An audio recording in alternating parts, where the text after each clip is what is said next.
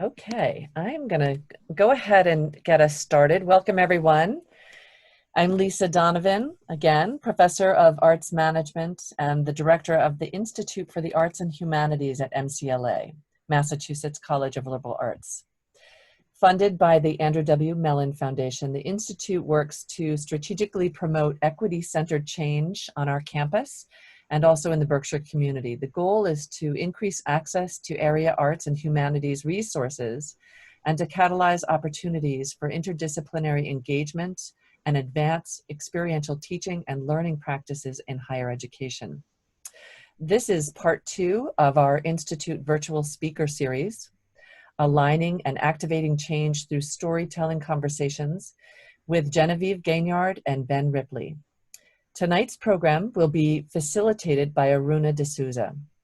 Aruna writes about modern and contemporary art, intersectional feminisms, and other forms of politics, and how museums shape our views of each other and the world. Her most recent book, Whitewalling, Art, Race, and Protest in 3 Acts, published by Badlands Unlimited, was named one of the best art books of 2018 by the New York Times. Her work appears regularly in 4columns.org, where she's a member of the editorial advisory board and has also been published in the Wall Street Journal, CNN.com, Art News, Garage, Book Forum, MOMUS, Art in America, and Art Practical, among other places. She's currently editing 2 forthcoming volumes, Making It Modern, a Linda Nochlin reader, and Lorraine O'Grady, Writing in Space, 1973 to 2018. She's also a co-curator of the upcoming retrospective of Lorraine O'Grady's work, Both And, which will open in March 2021 at the Brooklyn Museum. Welcome, Aruna. I'll turn it over to you. Thank you.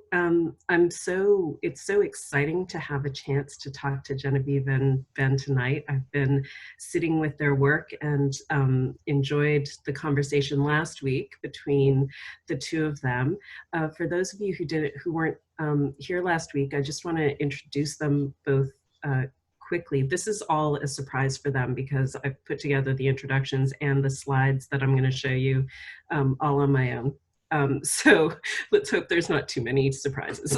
But Genevieve is a Los Angeles-based artist whose work focuses on photographic self-portraiture, sculpture, and installation to explore race, femininity, class, and their various intersections.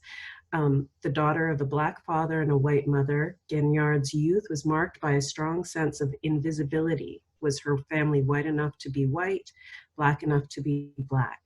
Gaignard interrogates notions of passing in an effort to address these questions, positioning her own female body as the chief site of exploration, challenging viewers to navigate the powers and anxieties of intersectional identity. She received her MFA in photography at Yale and her BFA in photography at Mass College of Art, and has exhibited widely in the US, including at the Studio Museum in Harlem, the California African American Museum in LA, and the Houston Center for Photography. Her work was included in Prospect 4 in New Orleans and is in the permanent collections of the Studio Museum in Harlem, CAM, that California African American Museum, the Perez Art Museum in Miami, the Nasher Museum of Art, the Flag Art Foundation, the Seattle Museum of Art, the San Jose Museum of Art. Ben Ripley is an artist who engages critical moments in history by reimagining technologies used for the transmission of culture, such as language, photography, and sound recording to suggest alternate, more humane societies. He works from continuing exploration of the deep history and mechanics of photography. He teaches at Buxton School in Williamstown, where I'm sitting at the moment. I am in Williamstown, where the photography program combines creative expression and inquiry with science, ethics, and mathematics.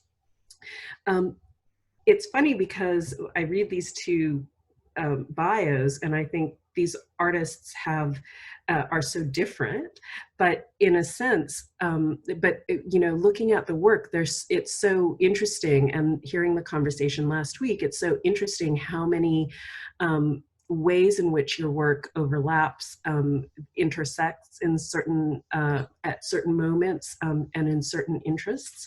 And so I've kind of like done this really sort of slightly cheesy art historical thing, which is to set up these comparisons, compare and contrast images, just so that we can talk through some of the really interesting issues that came out of the conversation between the two of you last week. And so if you don't mind, I'm gonna just start looking at some of those images, and we can talk about some of the threads. So I am going to be sharing here we go.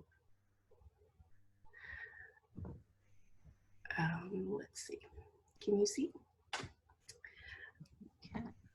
Sorry, I have many screens, so it's a little confusing where everything's going to appear. Okay, here we go. So the first thing that I wanted to kind of talk about is Genevieve, your really rich practice in self-portrait photography, and which has, you know, many different, I mean, you've been doing this work for a while, and there's many different approaches that you take, but I've just chosen 4 works here from your Ladybird series.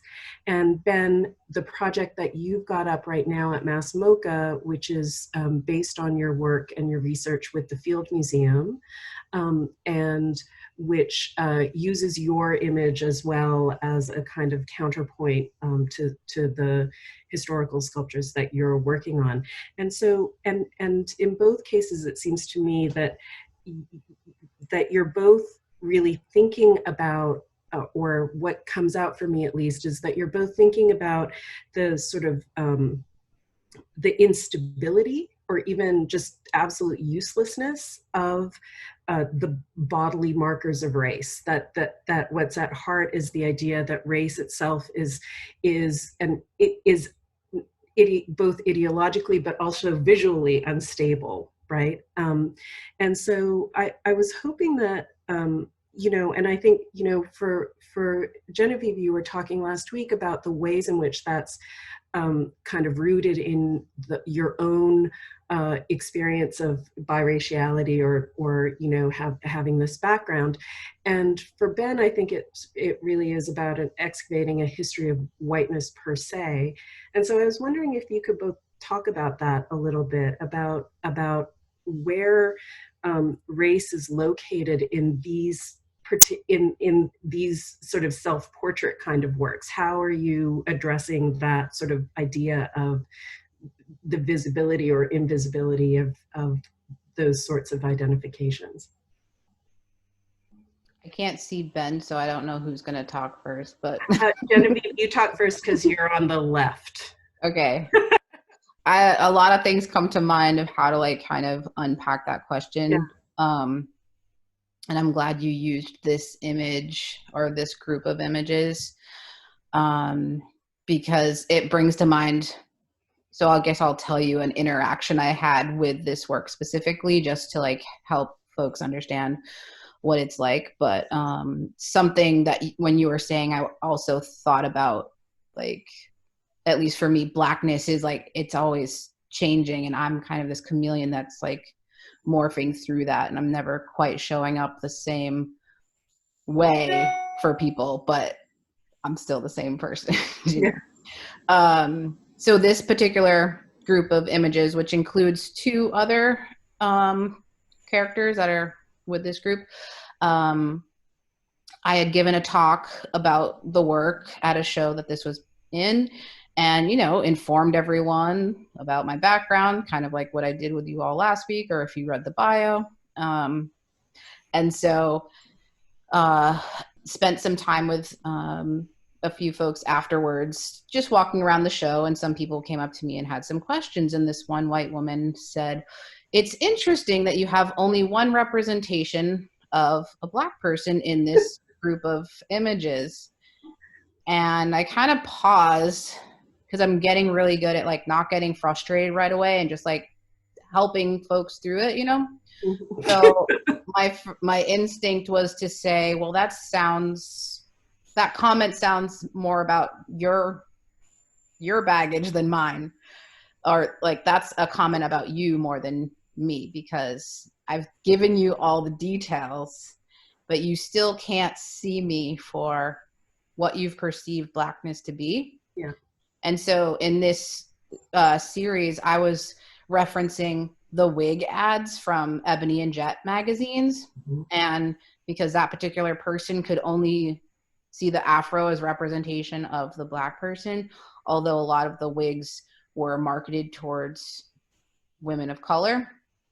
And that's, you know, that could span into a whole other conversation about how it's kind of been instilled in us that we have to like press our hair, fit the norm, which is whiteness, which is straight hair. And so, yeah, you might see hair or a wig that looks like it's mimicking whiteness. But there's, you know, history behind that. So it was just a nice moment for me to at least be able to voice that out loud to that person and help them walk through it, but also have that realization and, you know, kind of. It is quite amazing though, that it really is that the markers, I mean, these markers are so malleable, right? Like, these wigs in certain contexts are going to strike people as absolute some of them at least absolute indications of whiteness, whereas within the context of Black culture that they read entirely differently, right? And so it's such a fascinating thing. I'm also really interested in this series that you used as like a kind of taxonomy in your titling, because you talk about them as species, right? Like as the titles, you talk about these birds as species, and it just seems like such an interesting kind of natural history museum kind of way of categorizing like different types, which is a really common thing in photography, right? Like I honestly was referencing a Wes Anderson film to bring him up again. And there's one scene where like all the kids are dressed up as different birds, and so someone says, "What kind of bird are you?" and so on. So they kind of all say what bird they are. So I kind of placed each. So awesome. Back to Wes Anderson, but I like that. I like thinking about that in comparison to Ben's work a lot. Well, that's what I mean. It's true. Also, just say that again. Back to movies as well, just to connect a thread. Yeah. Well, I was going to ask if Wes Anderson, because you never actually told us what the movie was that you guys like both discovered you loved. Oh yeah, it was Life Aquatic. Oh yeah. So, but so that's one of the reasons that I wanted to like look at this set of images of Genevieve's with Ben's project, the Field Museum project, is precisely because I had sort of noticed that thing about, the different kinds of birds, the finch, the raven, the whatever. And I was thinking about this sort of the idea of how taxonomies sort of structure Ben's, the investigations that Ben is doing at the Field Museum. Could you talk about this question of the instability of markers, but also maybe taxonomies a little bit? Absolutely. Yeah. So I'm gonna get to markers pretty quickly, but I'm going to start with the beginning of the work of the Field Museum, which was about 4 years ago. And I saw the sculptures on display. I thought they were amazing. I knew that I wanted to work with them. And I said, so let's get in there. Let's get into the archives. I'd love to get my hands dusty. And I started reading everything that the museum had And Sorry, Ben, I want to interrupt because I'm just conscious of the fact that I know that there are quite a few people who are listening who didn't hear precisely what the sculptures were. So could you just repeat that for? Sure. Yeah. So the sculptures are like a major piece of the Field Museum's holding. They were made in the 30s by Malvina Hoffman. It was like the largest bronze commission at the time, all by one woman. She traveled around the world to take measurements and mold these ethnic types that populated the Hall of the Races of Mankind, which was this exhibit that ended up becoming the main visual art contribution to ideas of race, especially ideas of race as scientific reality, and further, it also has like all these ties to white nationalism. The founder of white nationalism, or the father of white nationalism, wrote the exhibition booklet and posed for one of the sculptures. So there are those things as well.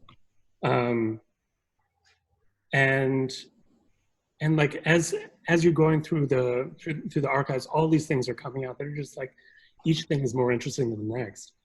But Henry Field, who is one of the fields of the Field Museum, had this whole thing on Kish, and going in and measuring the Arabs of Kish.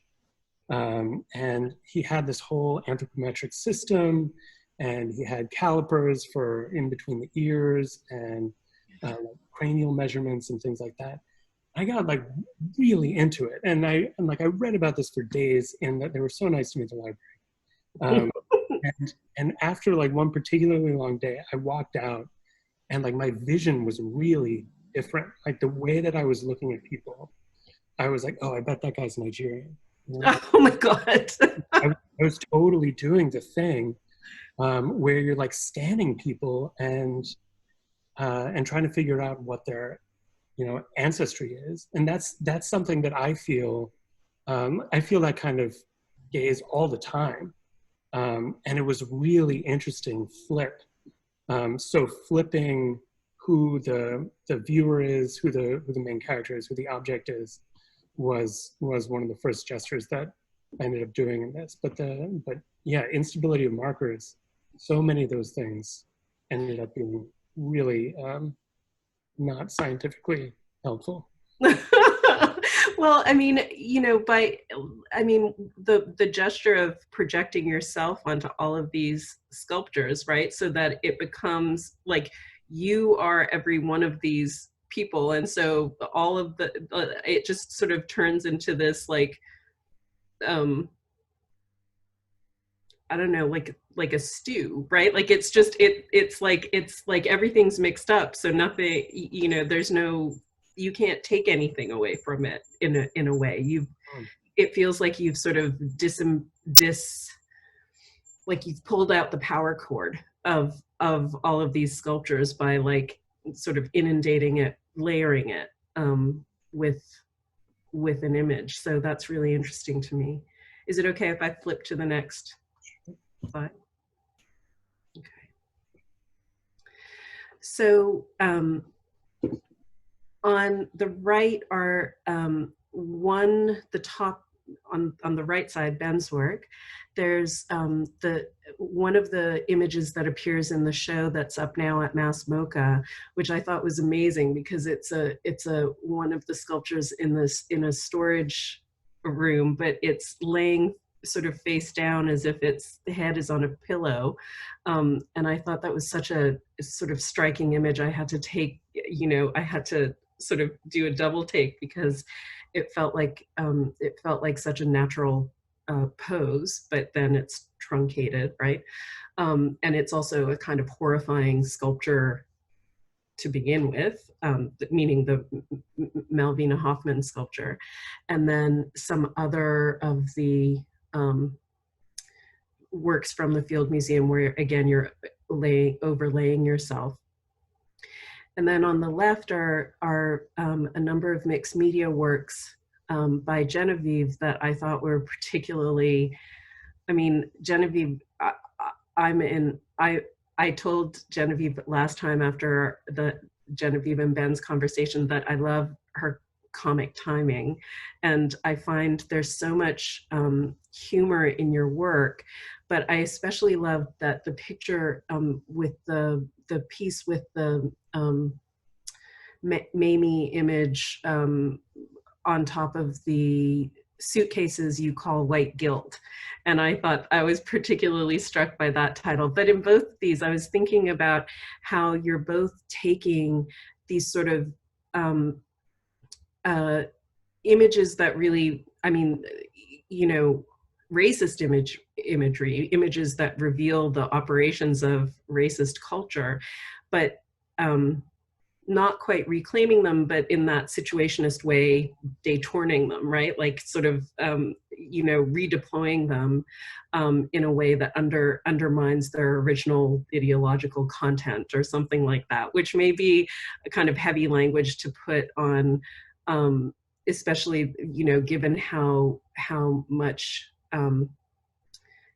how well Genevieve, especially, you balance the humor in it. So I don't mean to like weigh it down too much. But at the same time, I feel like it's such an interesting moment right now. We're sort of all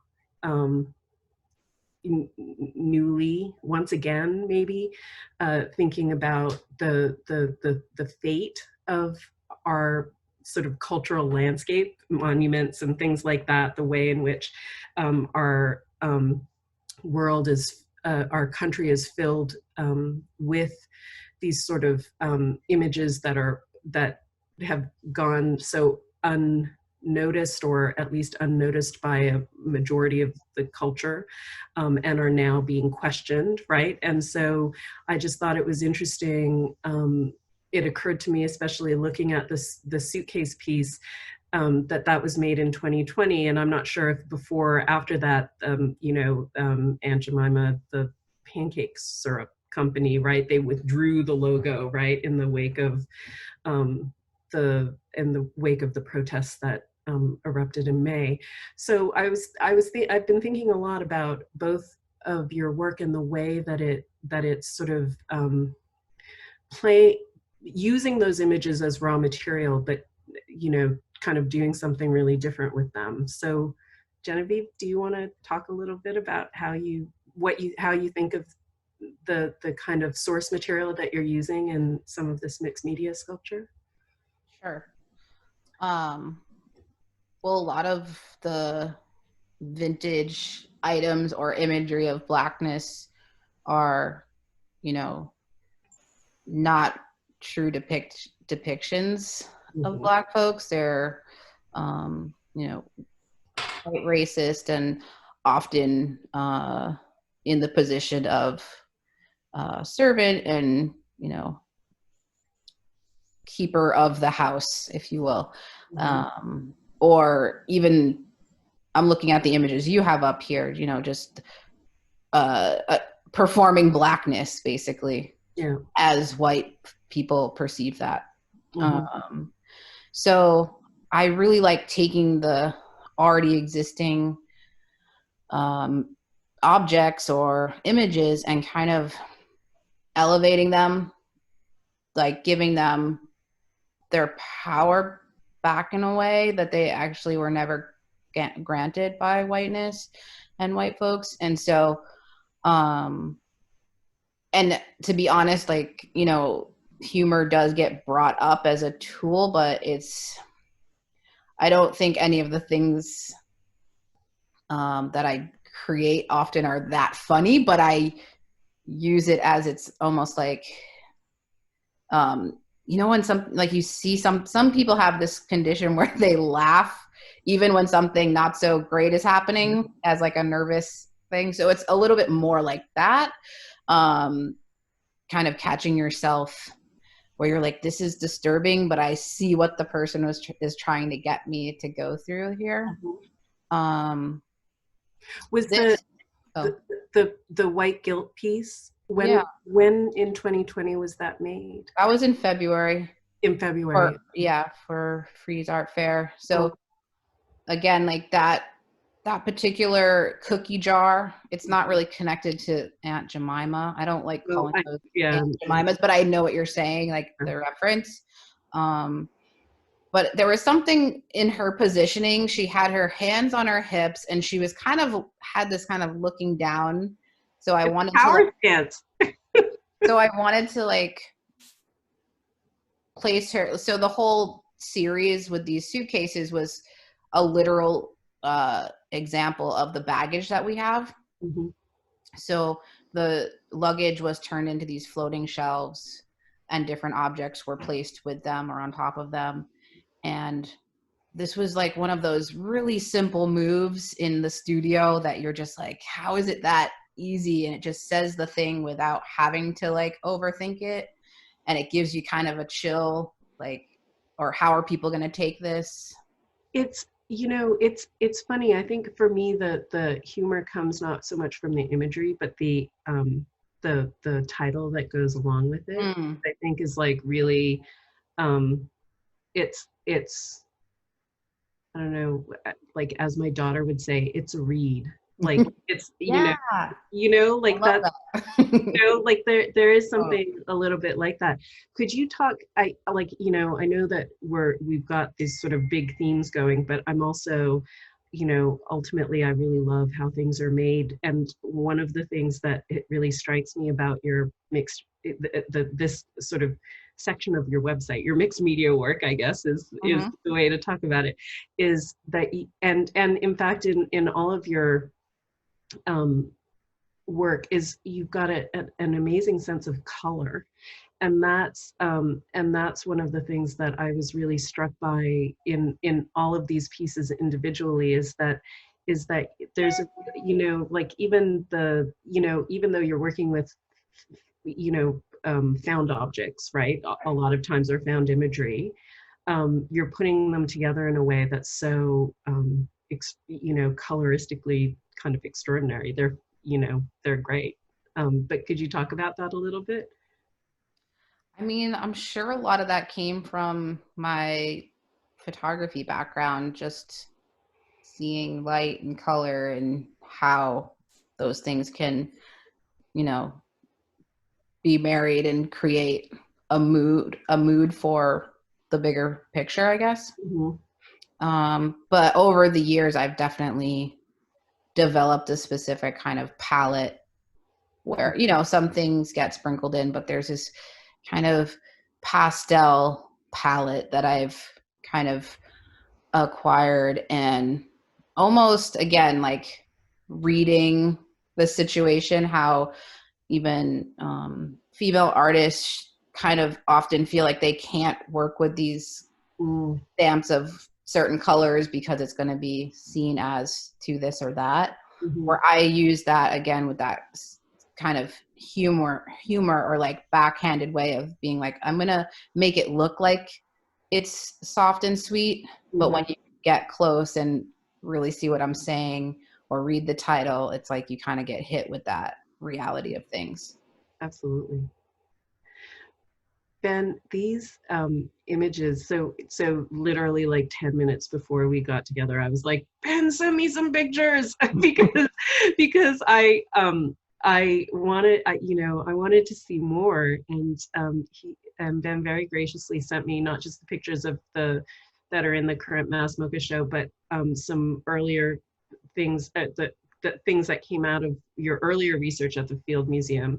And so I was really struck in all of these. The one on the far right is the sculpture is that of an Australian Aboriginal woman. Is that right? And oh, sorry, I don't have it noted. The I think this is a Native American figure, but I'm not sure if it's identified more specifically than that.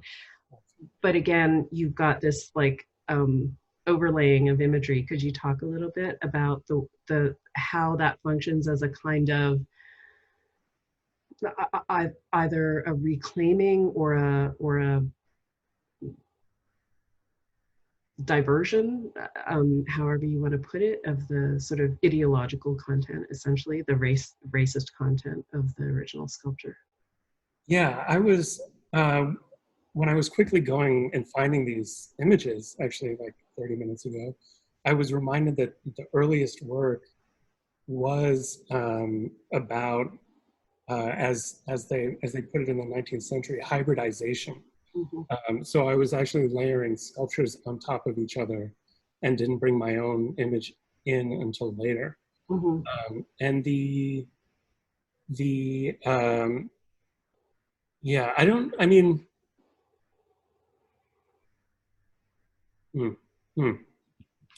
yeah, I think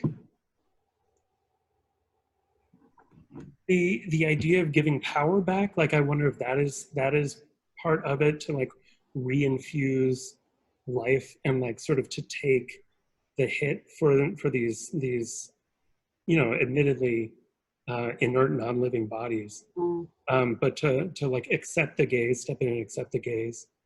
I think that might have been the gesture in the first couple, and then the second one, which is a much softer series, and has kind of a more protective and humanizing of kind of everybody involved in the sculptures.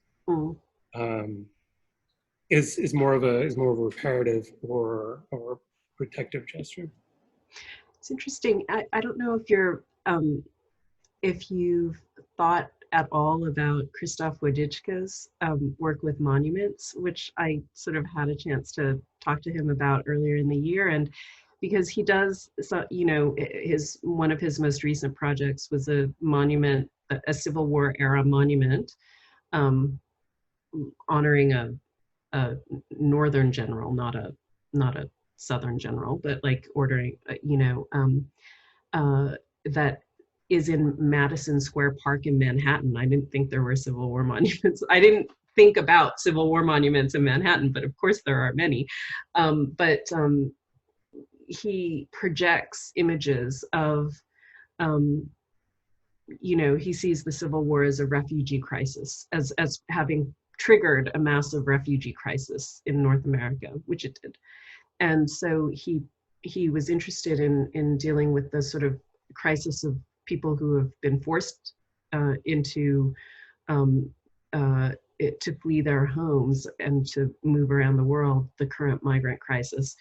And so he projects images onto these monuments, and he thinks of it as a reparative gesture in a way to sort of, you know, it very similar language of giving life back, but somehow giving it back in a way that sort of also speaks to the trauma encoded in the original kind of, you know, sculptures, you know, this, in this case, the trauma of this, produced by this sort of racial taxonomy that was going on in the, you know, in this period.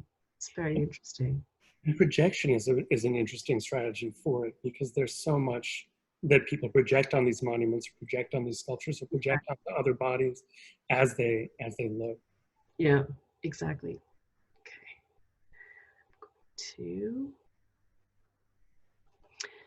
So, I also, and I felt funny because I'm so, as you can see, I'm a little anal about like everything being in my grid. And then there was this one spot that I left open, and I was like, I'm just gonna go crazy.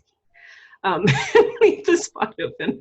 But, you know, so as, you know, so I think like, you know, there's ways in which you're talking about, both of you are talking about the ways in which race is encoded and in part like really encoded in very slippery ways on the body, or sometimes not encoded on the body in ways that, you know, it might be.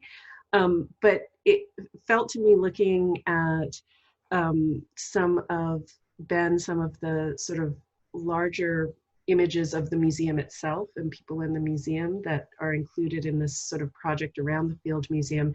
And then Genevieve, looking at some of the installations that you've created, that there's ways in which they're, you know, you're both sort of dealing with, in a sense, spatial markers of, you know, and spatial markers, and we're more used to thinking of spatial markers of culture than spatial markers of race necessarily. But I mean, I think that both of these works sort of blur that a little bit. And so I was hoping you could talk a little bit about space. I'm you know, really fascinated with the way that this plays out in both of your work.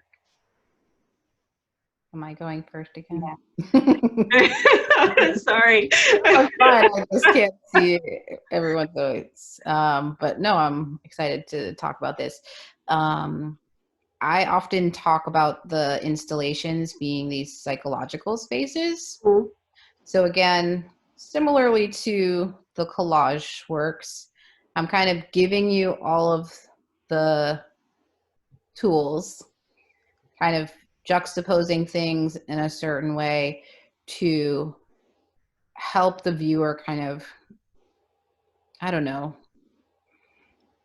reflect back how they just kind of perceive the world, I guess. Mm-hmm. And a lot of times that is bringing both white and black together, because a lot of people aren't used to seeing those worlds come together. But that's where I live. So it's kind of a intuitive way that I work, but again, like playing with color to help take you on kind of the journey. A real strong like reference to time periods, depending on where the work is located.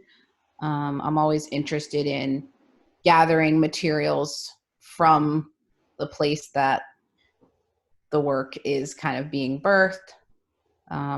So there is a site specificity to them to a degree.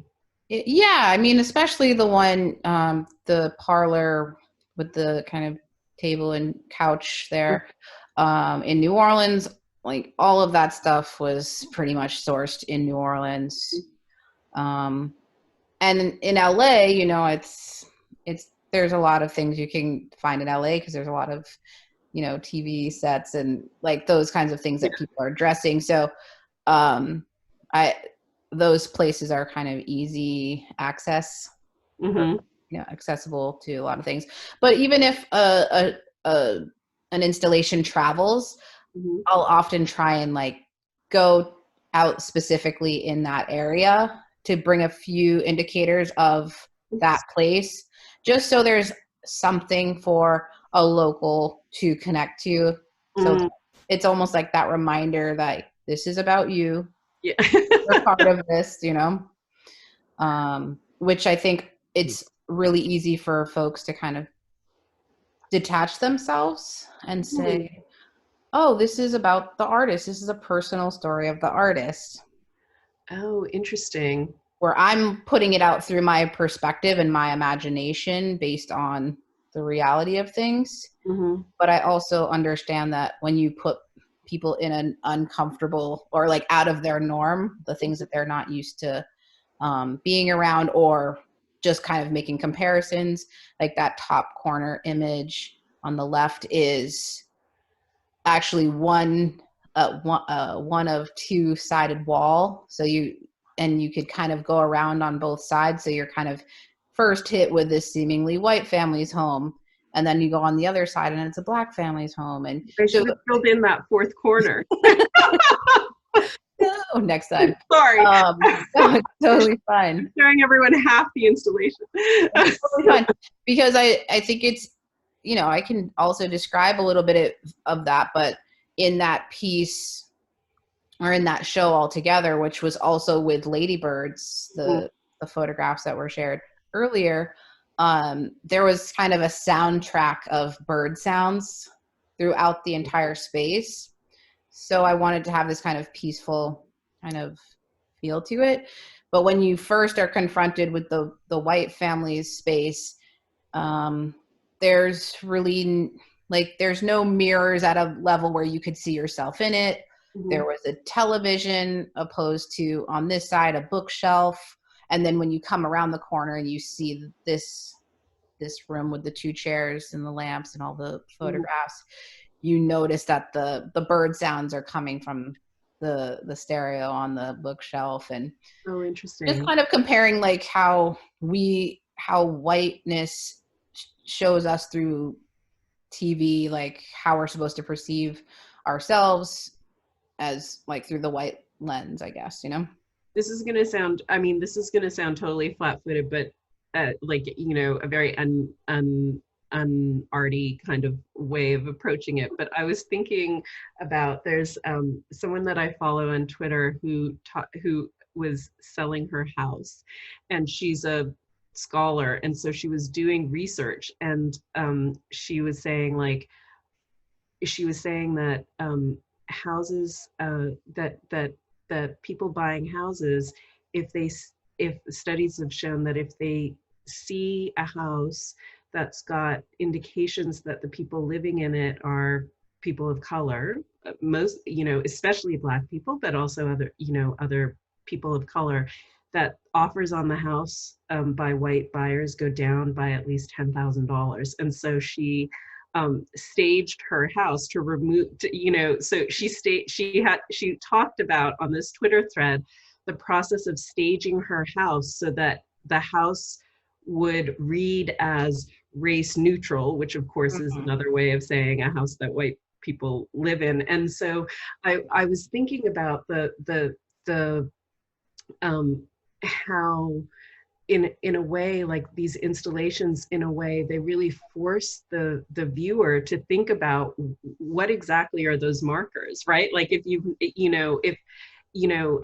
think that it's one of those things that a lot of people, you know, as you said, really with the ladybird images, like, you know, they have these stereotypes that they don't even know that they're carrying until someone sort of points them out, right? Like until you say, like, that has more to do with you than it does with me, right?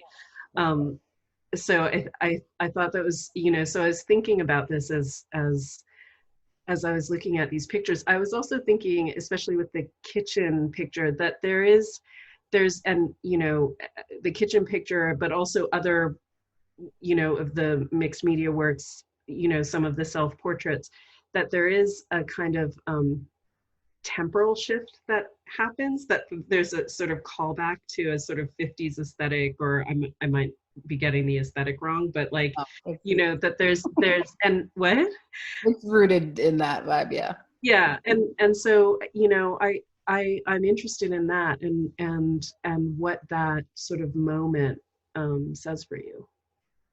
Or why that moment? Is it just, you know, a purely like aesthetic thing, or is it that you know, that? I think it's more what I'm used to. Okay. Like what I grew up around. Oh, okay. You know, I think there's this assumption that like as the era changes, everyone's redoing their house. And I'm like, no. Some of us don't have that luxury or aren't interested in those types of things. Like if it's not broke, then we're not going to fix it. We're just covering it in plastic and it's not going to rip, you know? And what I was thinking about when you were talking about previous to that part of the question, again, this assumption, and you said stereotype of like what a Black home must look like. Therefore, I don't want anything to do with it. So I like creating these spaces where, again, it's like, if you see it, you get familiar with it, it then becomes normal. Yeah. So I'm interested, and I hate that word normal, but you know. I get it. It becomes, in a sense, like unmarked, in a certain sense. Unmarked is different, right? Like, you know, yeah. Yeah. Like, no, like just expanding on normalcy opposed to tightening it up, you know? Yeah. So great. Ben, do you want to jump in? Sure. Yeah. Yeah, I think the like this is about you piece. Like I was nodding real hard Sorry. When that was said, because I one of the things that I always try to do with my work is make the viewer the main character in the work. So if and this body work is made to be in a museum, made to be read in a museum context. So I'm thrilled that it's installed in Mcla. I know it's very nice. But so you're there with the work, and you're in a museum, and there are all these museum trappings, and you're able to sort of like look at this other museum as a fictional space, and then slowly kind of come to a like span time and space. And yeah, and Jen, if I were going to write about your work, I would be so interested to write about time in your work. I think it's so like both timing and time period. Yeah. This is the essay that's waiting to happen. And there's like baggage in that top right piece as well. Like that's another thing. But the museological trappings that situated in a museum, that situate the viewer in a museum. And then they're situated by the work in the museum, but they're literally also in the museum. And then it's, I really, because museums, I mean, especially a museum like Mcla, its taxonomic system is not apparent, right? The way it is in a place like MoMA, right? Where it really is about the permanent collection that you're organizing according to movements or whatever time periods or whatever, right? But in a place like Mcla, even though there are taxonomic scaffoldings happening with what they're showing and who they're showing and when they're showing it and all of that kind of stuff, it's not quite as obvious. So I kind of like the reminder that your work sort of forces on the viewer in those spaces, like, what are these images for? Who are they for? What are they serving, right? So I want to just skip to go to the last pair of images, because I'm not sure what time we're supposed to end, but we should leave a couple minutes for questions. But I just wanted to, Ben, I was looking on your website, and I was looking at some earlier bodies of work that you did. And Genevieve, I was especially taken by this particular self-portrait piece that you did. And I was thinking, I mean, Genevieve, yours is so fascinating because, it's on, it's the plinth of a monument, right? And the monument has been taken away and you become the monument, but you're doubled, right? Right. So I thought, like, what more timely image could we be looking at in a certain sense?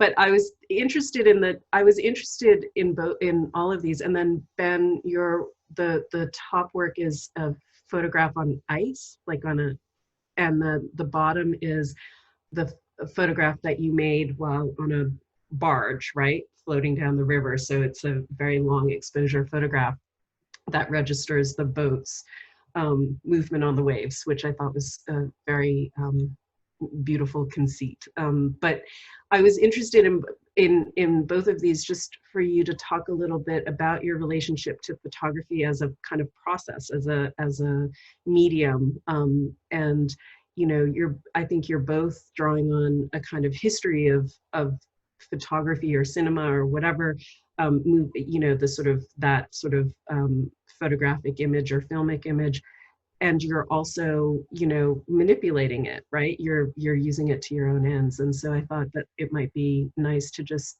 end off a little bit with what photography lets you do and how you control it. I think that this is one of the things that, Ben sort of raised a little bit last week, is that you're both in control of this medium, right? In a certain sense. Totally. Yeah. I mean, this image, actually, I remember, again, this was shot in New Orleans. This is the base of the Jefferson Davis monument that was removed. And you know, at the time that this was removed, it was a lot of folks were just posting these bases and some folks were standing on them and whatnot. So it was kind of a just reaction to seeing those images. Mm-hmm. But to actually sit upon them is like a whole other kind of feeling. And Yeah. I don't know, something about New Orleans feels like a time machine as well. And so, you know, I do not often, but I do use myself more than once in the photographs at times. And it's kind of just like when it calls for it. And I actually shot this 2 different days. This is the second day, like the final image that you're seeing here. But shooting in New Orleans and the weather being kind of a thing. So so I'm photographing myself. The camera's not moving. It's set up how the frame is seen, but I'm kind of changing my position. But you know, there's a span of time of when I change into the other costume. So, you know, the light can change so drastically in such a short amount of time. And I think like standing on the monument and looking behind the camera and like seeing this kind of dark cloud coming towards us, I was just like, okay, oh no! Yeah, like, this isn't going to work today. Maybe I even shot it from the other side. So there was a lot more happening. It was really crazy, but I thought I could figure it out. And then I was like thinking about it and I was like, no, I have to go back and shoot it again. And so like the first time was kind of a test run, but it's for folks that maybe don't know what's going on here. It's like the same frame. I shoot one character, remove myself, change, and sit where I think it's going to kind of be looking like it's interacting with the other character. It's a really analog process in a certain sense, right? Like, Yeah. it's not just photoshopping yourself in. No. And so, yeah, I'm thinking about them like those are 2 different negatives in a way, even though they're digital files, and Photoshop makes it a little bit easier. And maybe, you know, someone was walking by in the background, so I can choose like which frame I want to kind of pull forward or not. But essentially you're just like laying the 2 files on top of each other and then basically erasing in where you are, you know, where the other figure was. So yeah, I thought it was really beautifully done. Like, I mean, because it really, again, like this is a time thing, right? Like, you don't, you know, the problem with Photoshop is you're all often like, or not the problem with Photoshop, but you know, the problem with what we think of as Photoshopping, like sticking in an image, is that you're often, without necessarily even being aware of it, you become sensitized to a difference in time of the 2 characters, right? Like that they exist in different moments of time, because of those sorts of markers that you're talking about, the weather shifts or whatever, right? But you have to pay attention to all of that, because if you're trying to make something that feels seamless, and no matter how many like magic moves you can create in Photoshop, it's going to be virtually impossible to make them look like they're shot in the same lighting. Exactly, right. And so I can't afford the retoucher that could get it there.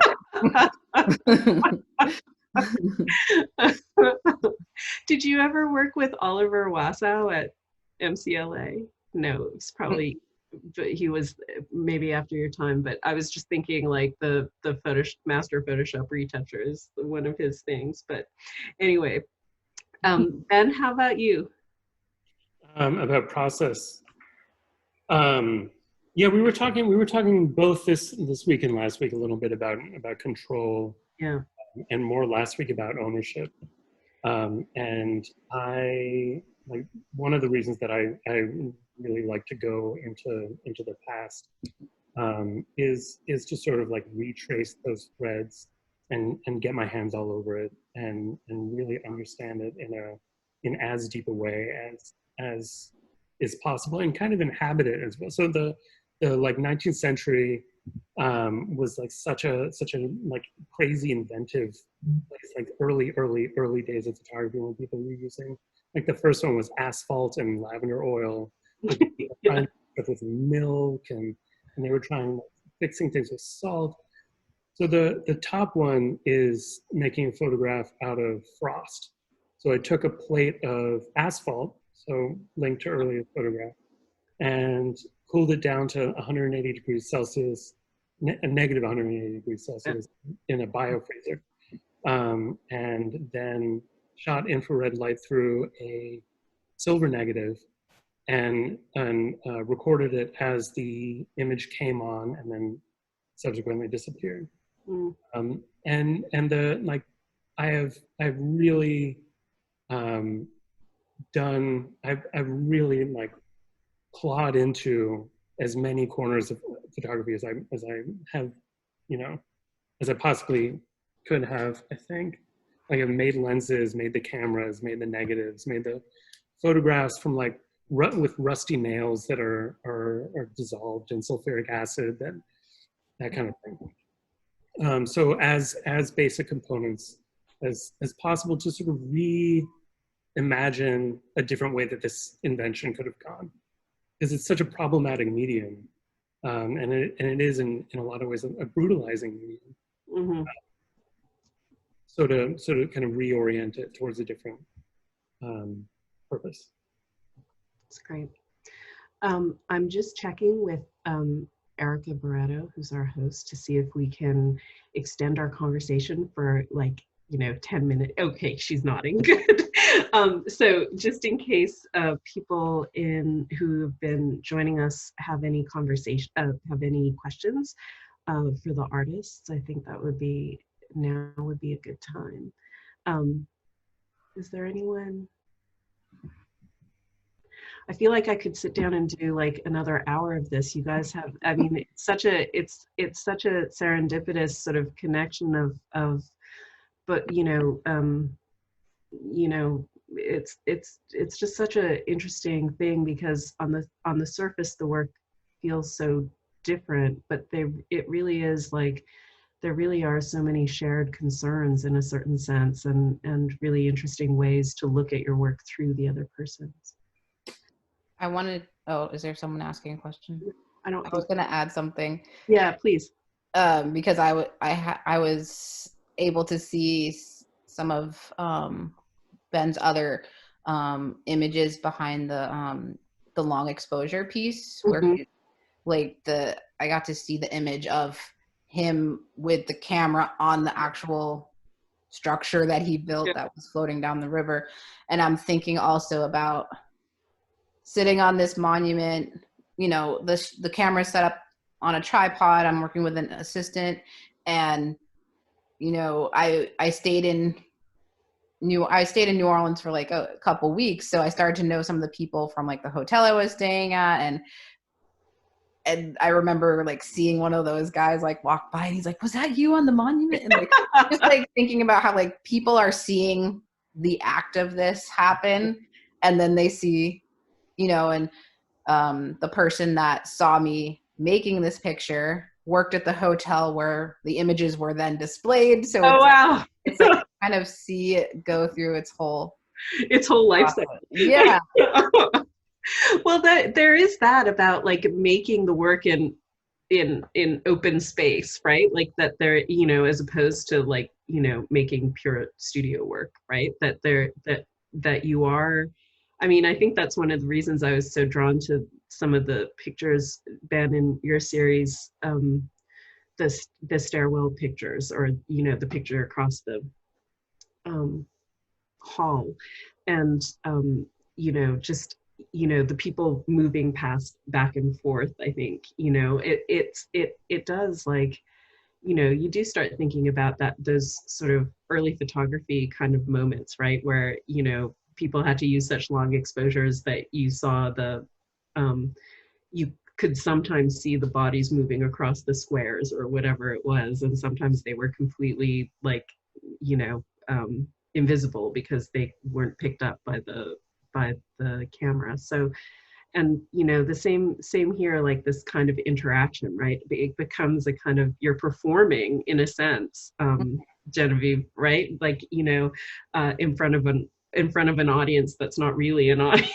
You know, I find it amazing. I can barely like stand for another person to take my picture, let alone have someone look at me when someone else is taking my picture. I think that's a really hard thing to do. Oh yeah, it's totally, to me, it's nerve-wracking as well, because I think often people perceive me as being sort of outgoing and a certain level of confidence, but making these photographs is often quite nerve-wracking, and I don't look forward to it. Like, I have to give myself a pep talk, because it's like, you really, especially when the works are shot out in kind of an open space where people are just kind of around. And I've even shot in front of people's homes that I'm not on their property per se, but like but their homes are part of the picture. Well, no, it's just like the lens makes it look like I'm standing there, but I'm very like cautious. Like, I don't want to just go in someone's yard like I own the place, you know? So I'm constantly thinking about that. What? When I was shooting at the Field Museum, they couldn't get me in when it was closed. So I had to do all the shooting while it was open. The photographs of myself, because I wanted the light to be the same, I took while the thing was open. But I paint my face white for the photographs, so the contours of the sculptures show up. So I was like, walking around with like my face and pointing a camera at myself right now. That's awesome.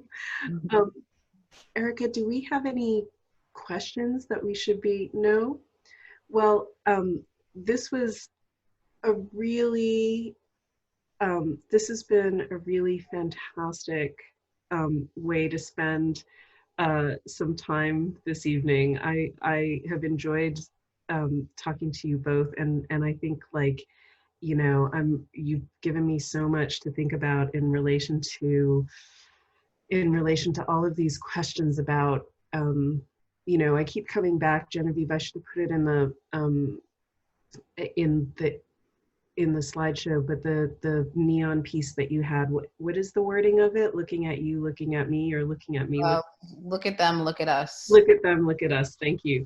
I keep coming back to it, because it really is, I think, it embodies so many of the kinds of reversals that both of your work kind of force upon the viewer, right? And, you know, like those semiotic shifters, right? Who is them, who is us, right? Like, that's always the question. It's only in that moment of enunciation, and in, you know, whoever's reading it becomes the us, right? And so that shifts. How I feel in this Zoom call right now. Are we like, I'm like, I can't see anyone, but I know people are looking at us, but I know. But in any case, you know, just the way in which that offers a really productive and also really generous opportunity to think about how we understand those, how we understand these sorts of taxonomies that white supremacy puts us in, is so, it's so timely and useful, and I really thank you both for taking the time. So, and thanks to all of the folks at MCLA for inviting us to do this. So thank you. Thank you. Okay. Bye, everyone. Thank you so much. Thank you. Bye. Bye. Bye, Amanda.